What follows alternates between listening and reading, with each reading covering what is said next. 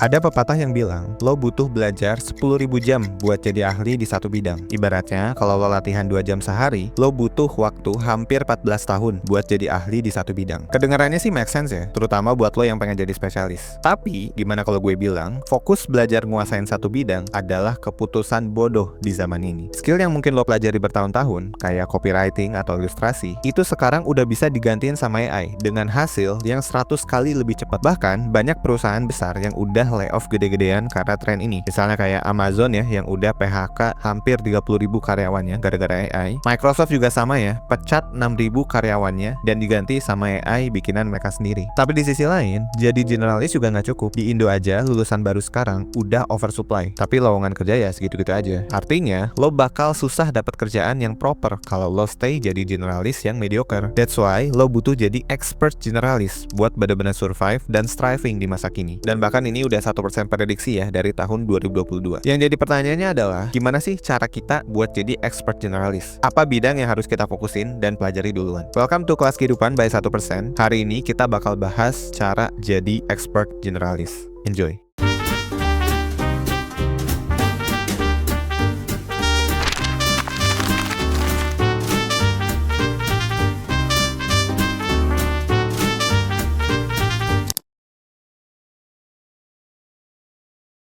Kalau misalnya lo tanya ya, skill apa sih yang harus gue pelajari buat jadi expert generalis? Dari beberapa sumber yang udah gue pelajari, setidaknya ada 2 lapisan skill yang lo butuhin dan ini harus lo pelajari. Kita bakal coba bahas satu persatu ya. Yang pertama adalah marketable skill. Marketable skills adalah skill-skill teknis yang biasanya orang mau bayar lo buat ngerjain itu. Skillnya ini biasanya teknis banget, misalnya bikin konten, ngurusin finance atau pajak gitu ya, bikin website, sampai ke jualan produk kayak orang sales. Nah, sebelum lo decide mau fokus di bidang apa, di era kapitalisme ini lo harus mikir, ada nggak sih orang yang mau bayar gue dengan skill itu? Biar lebih kebayang, gue kasih contoh ya. Di 2022, requirement buat jadi copywriter adalah lo harus punya skill nulis yang kualitasnya itu bagus. Artinya, copywriting sama dengan marketable skills yang oke. Orang mau bayar tuh, bahkan sampai 2 digit ya, buat lo bikin copywriting yang bagus. Tapi di 2025, dengan adanya AI, skill nulis itu bisa jadi udah nggak penting lagi. Yang penting adalah lo bisa pakai AI. Lo bisa nge-prompt AI yang memungkinkan lo untuk bikin lebih banyak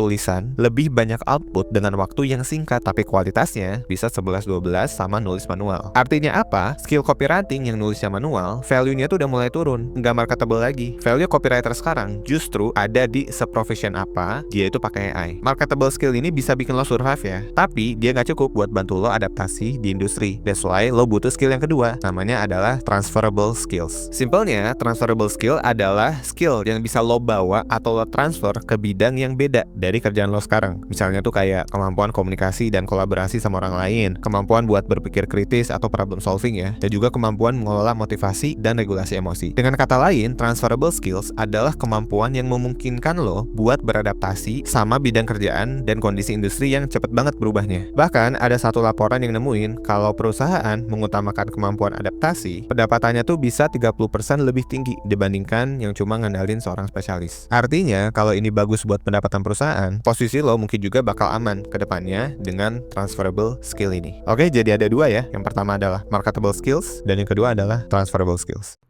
Oke guys, sebelum lanjut gue mau ngasih tahu info buat lo yang lagi ngerasa bingung, ngerasa stuck sama hidup akhir-akhir ini. Entah itu soal karir, pendidikan, hubungan, keluarga, pernikahan, atau hal-hal personal lainnya. Sekarang 1% tuh nyediain psikotes premium. Di dalam psikotes premium ada berbagai pilihan tes yang dirancang buat ngebantu lo lebih paham siapa sih diri lo sebenarnya, supaya lo bisa ngambil keputusan hidup lo dengan lebih baik.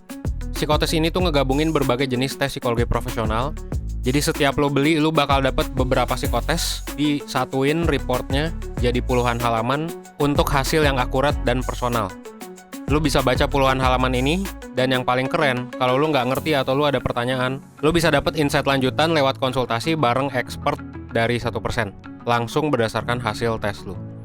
Langsung aja kunjungi 1.bio/psikotes premium buat info lebih lanjut.